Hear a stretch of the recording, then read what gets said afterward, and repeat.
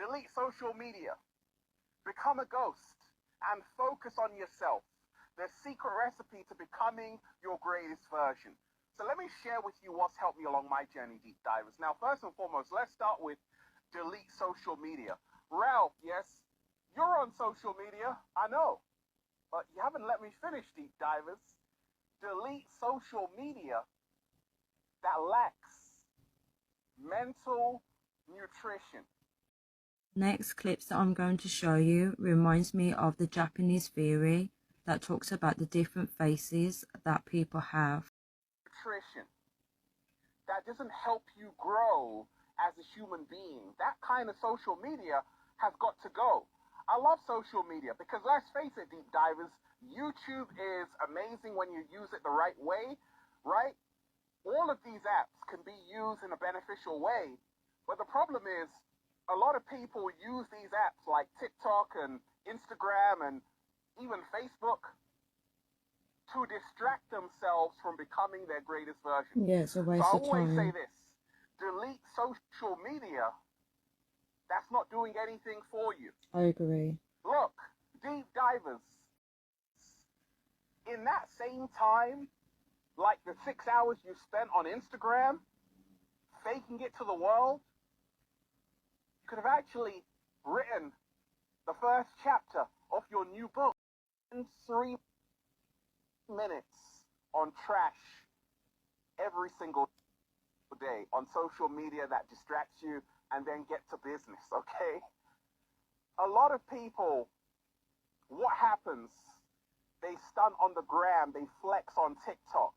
I'm like, okay, you're acting like you've made it. They're like, yeah, I made it. What have you made, though? You haven't even made your bed.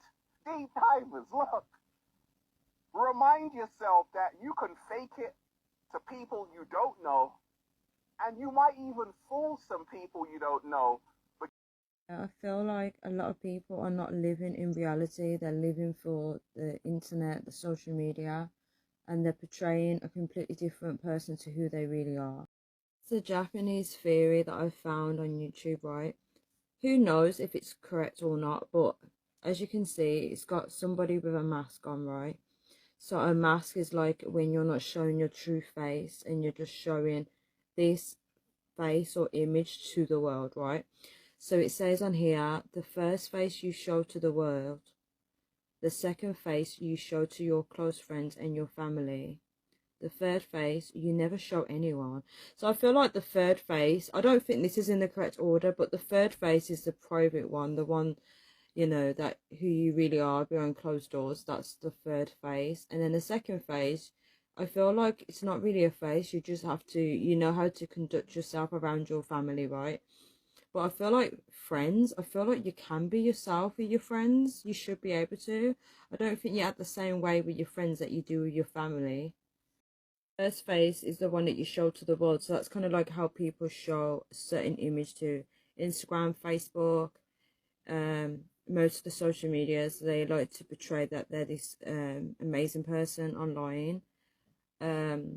And also it gets manipulated, so the more likes they get, the most likely they're going to show that face to the world as well. So I feel like people don't really know who people truly are.